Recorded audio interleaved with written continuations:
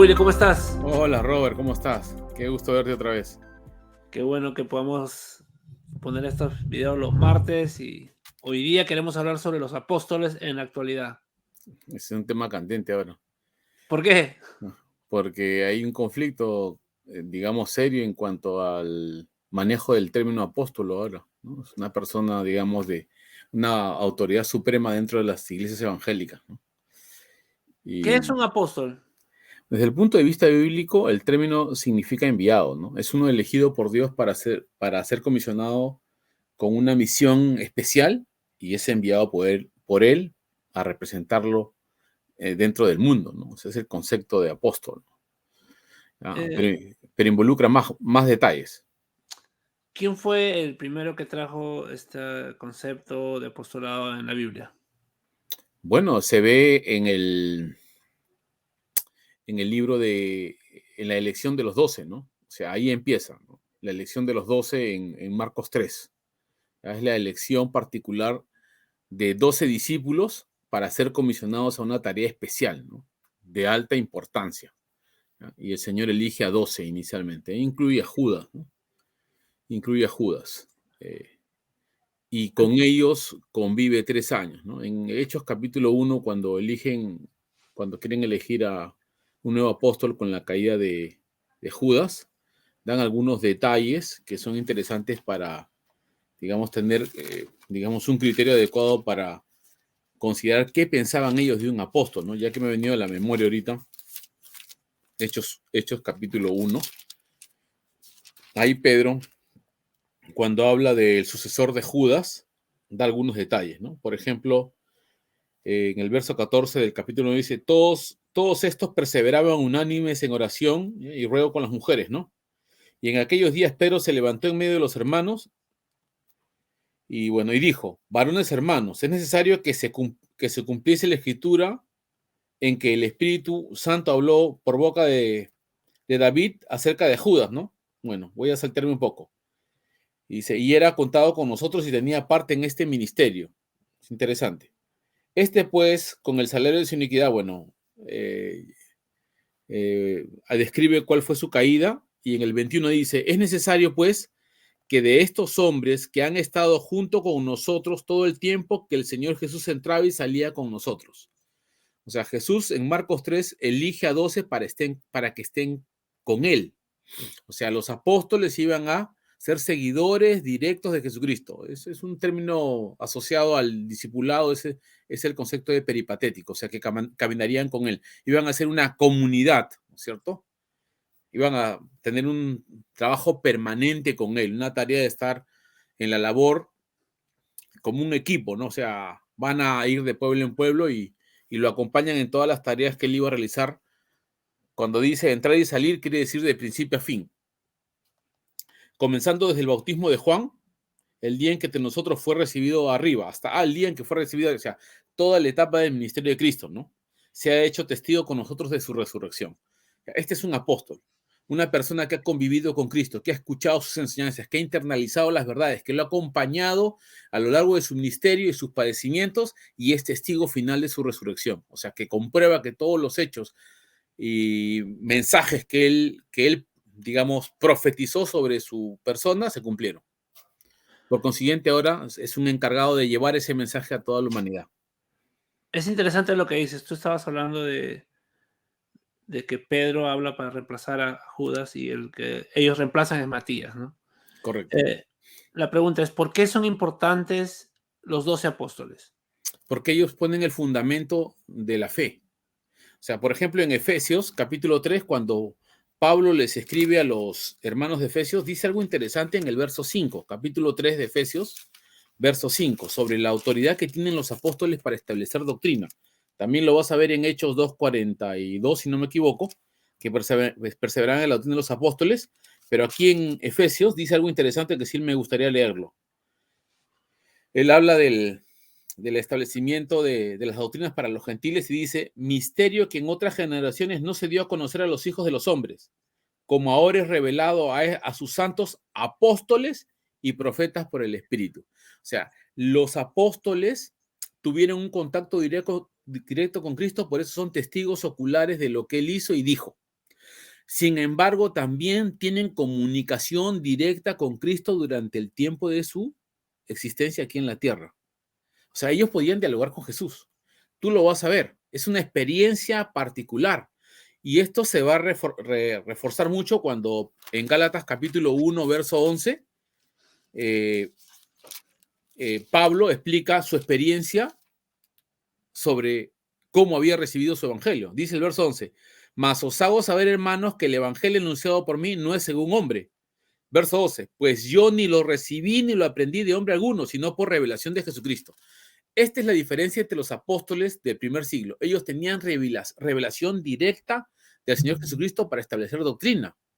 Por eso es que los documentos que escriben, Pedro compara las cartas de Pablo con la revelación del Antiguo Testamento, porque tenían esa capacidad.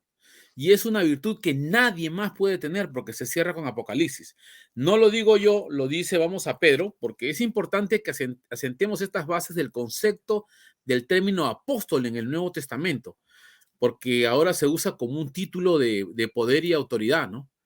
Y algunos lo usan para traer nuevas revelaciones, y eso sí es digamos, aterrador, ¿no? Aterrador, porque no hay esa, por así decirlo, ese concepto en el Nuevo Testamento para hoy, ¿no? Para los hombres, para aplicarlo hoy, como que puedas tener revelación directa, ¿no?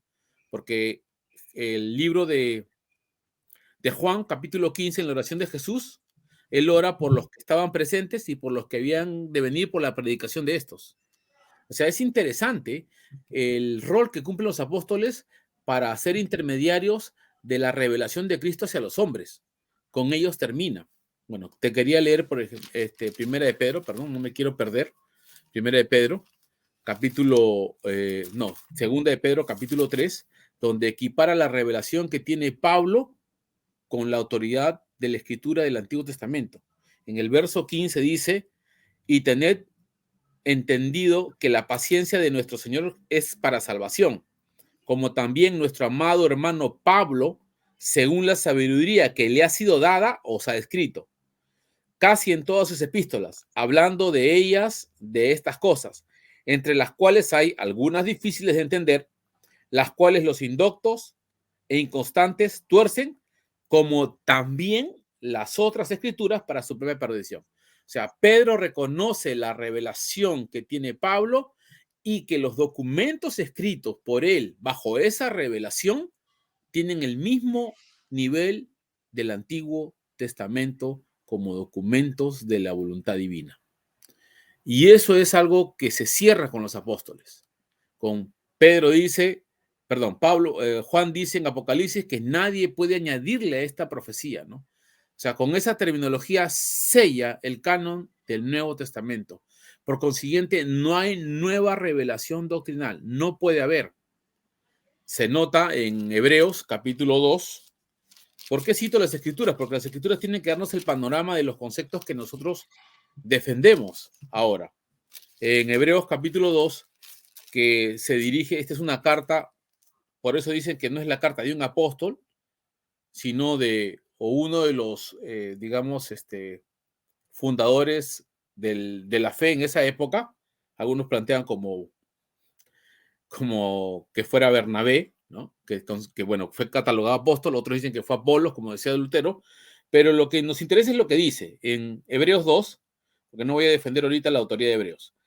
Capítulo 2, versos 3 y 4 dice, ¿cómo escaparemos nosotros si descuidáramos una salvación tan grande, la cual, habiendo sido anunciada primeramente por el Señor, nos fue confirmada por los que oyeron? Mira, esto es clave. Los que oyeron, testificando Dios juntamente con ellos, con señales y prodigios y diversos milagros y repartimientos del Espíritu Santo según su voluntad.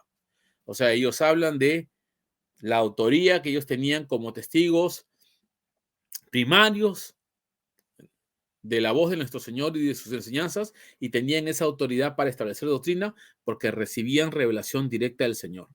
Esto se nota a lo largo de la vida de Pablo, por ejemplo, en el primero de Tesalonicenses capítulo 4, verso 15, cuando le preguntan qué pasa con los cristianos que han muerto. Y dice, en palabras del Señor, o sea, quiere decir que Dios le habló lo que tenía que decir sobre esa pregunta. Tú y yo no tenemos esa oportunidad. Todos los hombres, a partir de que se cerró el canon, conocemos a Dios a través de las Escrituras. No tenemos una revelación doctrinal directa. Puede que Dios se me revele en situaciones circunstanciales. Me dice si puedo ser un ministro del Evangelio, me dice que venga a Estados Unidos a predicar el Evangelio, me dice, por ejemplo, que no sé, que levante una iglesia en tal lugar, ¿no? Puede, pero no puedo tener la capacidad de establecer doctrina como los apóstoles del Nuevo Testamento. No tengo esa autoridad. Pregunta, Efesios 4:11, Pablo dice, y él dio a algunos el ser apóstoles, profetas, evangelistas, pastores y maestros. ¿Esta escritura es para hoy? ¿Por qué Pablo menciona a los apóstoles dentro de los 5 ministerios de los que nosotros creemos? Bueno, porque fue dado por Jesús el establecimiento apostólico, ¿no? Él es el que establece a los 12 y también separa a Pablo y a Bernabé. ¿Ya? Y Romanos capítulo 16 plantea de que habían otros apóstoles también en esa época. Pero entonces el apostolado, de la manera como estaba en el Nuevo Testamento, no es válido hoy. Es decir, como mencionaste hace un momento, no, el apostolado ya no establece doctrina. No está, es imposible establecer. El que establece doctrina corre el riesgo de introducir herejías a la iglesia, porque trae una nueva revelación que no puede ser cotejada a la luz de las palabras de nuestro Señor Jesucristo, que ha dejado escritas a través del testimonio de los que lo oyeron. Entonces, ¿hay alguna función del apostolado hoy o no Sí. existe el apostolado? Apostolado como misionero que funda iglesias, sí. Eso es algo que Pablo demuestra en 1 Corintios 9, en su tarea de apóstol, de ir y llevar el evangelio. O sea, aquí vamos a establecer que solo apóstoles, voy a utilizar un término, los apóstoles del Cordero, o sea, solo los apóstoles elegidos por el Señor en el Nuevo Testamento para dejar el mensaje escrito, tienen la autoridad para establecer doctrina. Si A o B hay un misionero que es enviado y hace una labor apostólica de fundar iglesias, de llevar el evangelio a lugares donde no ha habido, no es considerado apóstol en el término técnico de las escrituras, sino solamente el de extender el evangelio. Ahora los apóstoles modernos no llevan el evangelio, solo adoptan iglesias, nada más.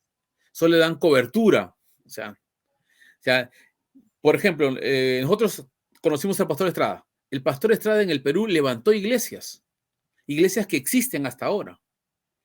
¿Ya? Y aunque nosotros le decíamos que hacía una labor apostólica, él nunca dijo que lo llamen apóstol. Solamente lo conocíamos como el pastor Estrada. Que haya hecho una labor apostólica no le da autoridad para establecer nueva revelación, ¿no? Entonces, yo tengo acá su libro, ¿no? Tenemos su libro, ¿te acuerdas? No podríamos poner Apocalipsis 23, pues, ¿no? O sea,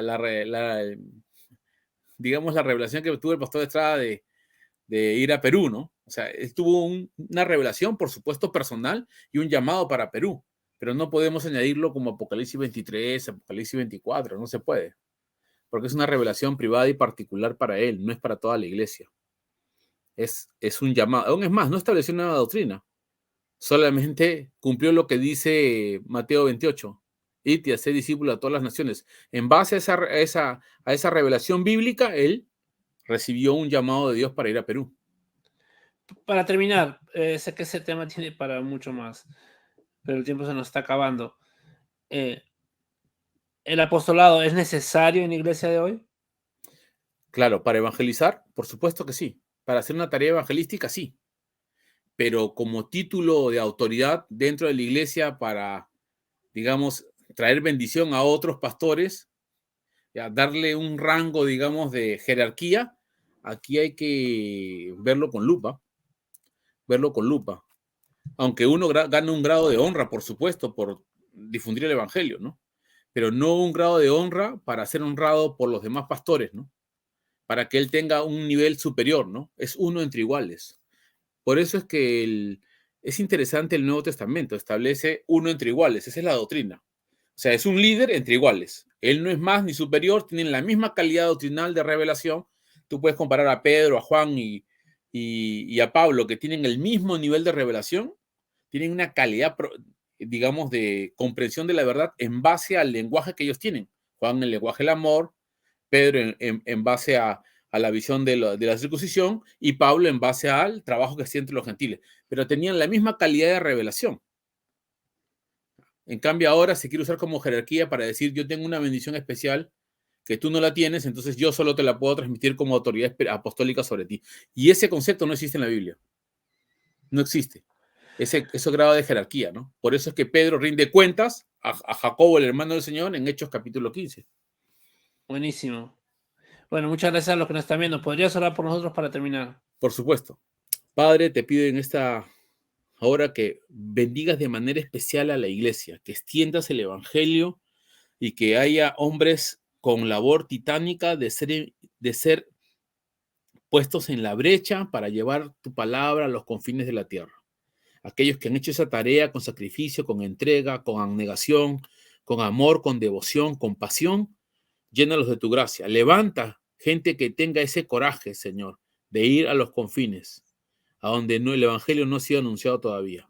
Levanta entre nosotros, Padre Santo, porque en ti confiamos y en ti creemos que se va a cumplir, que todo el mundo oirá el mensaje que tú has enviado a través de los apóstoles. Gracias, Jesús, de todo corazón. Amén. Amén. Bendiciones. Bendiciones, Robert. Gracias.